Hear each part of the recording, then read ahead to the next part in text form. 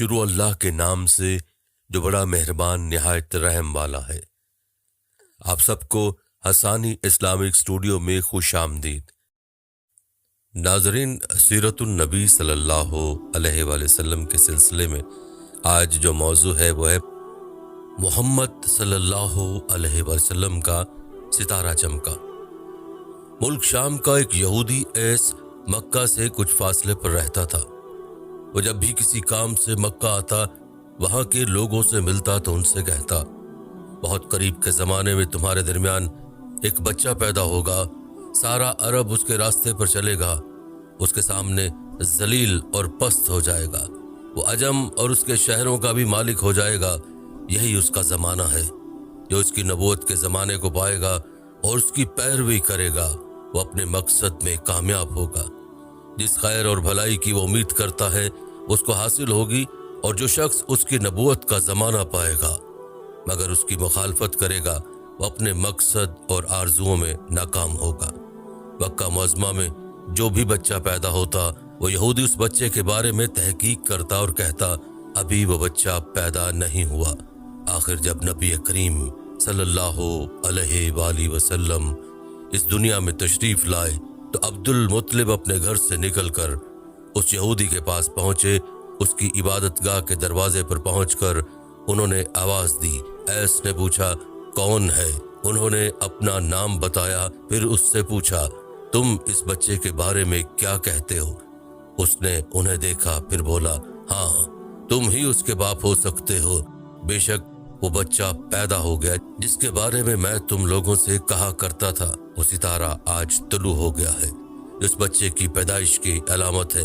اس کی علامت یہ ہے کہ اس وقت اس بچے کو درد ہو رہا ہے۔ یہ تکلیف اسے 3 دن رہے گی اور اس کے بعد یہ ٹھیک ہو جائے گا۔ راہب نے جو یہ کہا تھا کہ بچہ 3 دن تک تکلیف میں رہے گا، تو اس کی تفصیل یہ ہے کہ آپ نے 3 دن تک دودھ نہیں پیا تھا۔ اور یہودی نے جو یہ کہا تھا کہ ہاں، آپ ہی اس کے باپ ہو سکتے ہیں، اس سے یہ مراد ہے کہ عربوں میں دادا کو بھی باپ کہہ دیا جاتا ہے۔ اور نبی کریم صلی اللہ علیہ وآلہ وسلم نے ایک بار خود فرمایا تھا، میں عبد المطلب کا بیٹا ہوں۔ یہودی نے عبد المطلب سے یہ بھی کہا تھا، اس بارے میں اپنی زبان بند رکھیں، یعنی کسی کو کچھ نہ بتائیں، ورنہ لوگ اس بچے سے زبردست حسد کریں گے، اتنا حسد کریں گے کہ آج تک کسی نے نہیں کیا، اور اس کی اس قدر سخت مخالفت ہوگی کہ دنیا میں کسی اور کی اتنی مخالفت نہیں ہوئی۔ پوتے کے متعلق یہ باتیں سن کر عبد المطلب نے ایس سے پوچھا، اس بچے کی عمر کتنی ہوگی؟ یہودی نے اس سوال کے جواب میں کہا، اگر اس بچے کی عمر طبی ہوئی تو بھی 70 سال تک نہیں ہوگی، بلکہ اس سے پہلے ہی 61 یا 63 سال کی عمر میں وفات پا جائے گا۔ اس کی امت کی اوسط عمر بھی اتنی ہوگی۔ اس کی پیدائش کے وقت دنیا کے بت ٹوٹ کر گر جائیں گے۔ یہ ساری علامات اس یہودی نے گزشتہ انبیاء کی پیش گوئیوں سے معلوم کی تھیں، اور سب بالکل سچ ثابت ہوئی۔ قریش کے کچھ لوگ عمر بن نفیل اور عبداللہ بن حجش وغیرہ ایک بت کے پاس جایا کرتے تھے۔ یہ اس رات بھی اس کے پاس گئے جس رات آپ صلی اللہ علیہ وآلہ وسلم کی پیدائش ہوئی۔ انہوں نے دیکھا وہ بت اوندھے منہ گرا پڑا ہے۔ ان لوگوں کی بات بری لگی، انہوں نے اس کو اٹھایا، سیدھا کر دیا، مگر وہ پھر گر گیا۔ انہوں نے پھر اس کو سیدھا کیا، وہ پھر الٹا ہو گیا۔ ان لوگوں کو بہت حیرت ہوئی، یہ بات بہت عجیب لگی۔ تب اس بت سے آواز نکلی، یہ ایک ایسے بچے کی پیدائش کی خبر ہے جس کے نور سے مشرق اور مغرب میں زمین کے تمام گوشے منور ہو گئے ہیں۔ بت سے نکلنے والی آواز نے انہیں اور زیادہ حیرت زدہ کر دیا۔ اس کے علاوہ ایک واقعہ یہ پیش آیا کہ ایران کے شہنشاہ کسریٰ نوشیروان کا محل ہلنے لگا، اس میں شگاف پڑ گئے۔ نوشیروان کا یہ محل نہایت مضبوط تھا، بڑے بڑے پتھروں اور چونے سے تعمیر کیا گیا تھا۔ اس واقعے سے پوری سلطنت میں دہشت پھیل گئی۔ شگاف پڑنے سے خوفناک آواز بھی نکلی تھی۔ محل کے 14 کنگرے ٹوٹ کر نیچے آ گرے تھے۔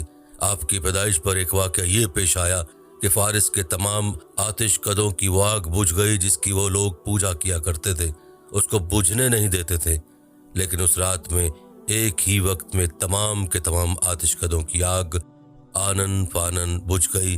آگ کے پوجنے والوں میں رونا پیٹنا مچ گیا۔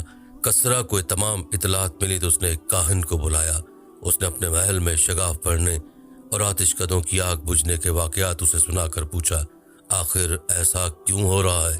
وہ کاہن خود تو جواب نہ دے سکا، تاہم اس نے کہا کہ ان سوالات کے جوابات میرا ماموں دے سکتا، اس کا نام ستی ہے۔ نوشیروان نے کہا، ٹھیک ہے، تم جا کر ان سوالات کے جوابات لاؤ۔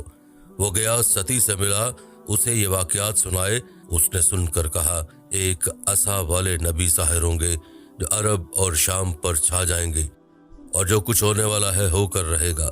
اس نے یہ جواب کسریٰ کو بتایا۔ اس وقت تک کسریٰ نے دوسرے کہانوں سے بھی معلومات حاصل کر لی تھیں، چنانچہ یہ سن کر اس نے کہا، تب پھر ابھی وہ وقت آنے میں دیر ہے، یعنی ان کا غلبہ میرے بعد ہوگا۔ پیدائش کے 7ویں دن عبد المطلب نے آپ کا عقیقہ کیا اور نام محمد رکھا۔ عربوں میں اس سے پہلے نام کسی کا نہیں رکھا گیا تھا۔ قریش کو نام عجیب سا لگا، چنانچہ کچھ لوگوں نے عبد المطلب سے کہا، اے عبد المطلب، کیا وجہ ہے کہ تم نے اس بچے کا نام اس کے باپ دادا کے نام پر نہیں رکھا بلکہ محمد رکھا ہے؟ اور یہ نام نہ تمہارے باپ دادا میں سے کسی کا ہے نہ تمہاری قوم میں سے کسی کا ہے۔ عبد المطلب نے انہیں جواب دیا، میری تمنا ہے کہ آسمانوں میں اللہ تعالیٰ اس بچے کی تعریف فرمائے اور زمین پر لوگ اس کی تعریف کریں۔ محمد کے معنی ہے جس کی بہت زیادہ تعریف کی جائے۔ اسی طرح والدہ کی طرف سے آپ کا نام احمد رکھا گیا۔ احمد نام بھی اس سے پہلے کسی کا نہیں رکھا گیا تھا۔ مطلب یہ کہ ان دونوں ناموں کو اللہ تعالیٰ نے حفاظت کی اور کوئی بھی یہ نام نہ رکھ سکا۔ احمد کا مطلب ہے سب سے زیادہ تعریف کرنے والا۔ علامہ سہیلی نے لکھا ہے کہ آپ احمد پہلے ہیں اور محمد بعد میں، یعنی آپ کی تعریف دوسروں نے بعد میں کی، اس سے پہلے آپ کی شان یہ ہے کہ آپ اللہ تعالیٰ کی سب سے زیادہ حمد و ثنا کرنے والے ہیں۔ پرانی کتابوں میں آپ کا نام احمد ذکر کیا گیا ہے۔ اپنی والدہ کے بعد آپ نے سب سے پہلے صوبیہ کا دودھ پیا۔ صوبیہ نبی کریم صلی اللہ علیہ وآلہ وسلم کے چچا ابو لہب کی باندی تھیں۔ ان کو ابو لہب نے آپ کی پیدائش کی خوشی میں آزاد کر دیا تھا۔ صوبیہ نے آپ کو چند دن تک دودھ پلایا۔ انہی دنوں صوبیہ کے ہاں اپنا بیٹا پیدا ہوا تھا۔ آپ کی والدہ نے آپ کو صرف 9 دن تک دودھ پلایا۔ ان کے بعد صوبیہ نے پلایا۔ پھر دودھ پلانے کی باری حضرت حلیمہ سعدیہ رضی اللہ عنہا کی آئی۔ حضرت حلیمہ سعدیہ رضی اللہ عنہا اپنی بستی سے روانہ ہوئیں۔ ان کے ساتھ ان کا دودھ پیتا بچہ اور شوہر بھی تھے۔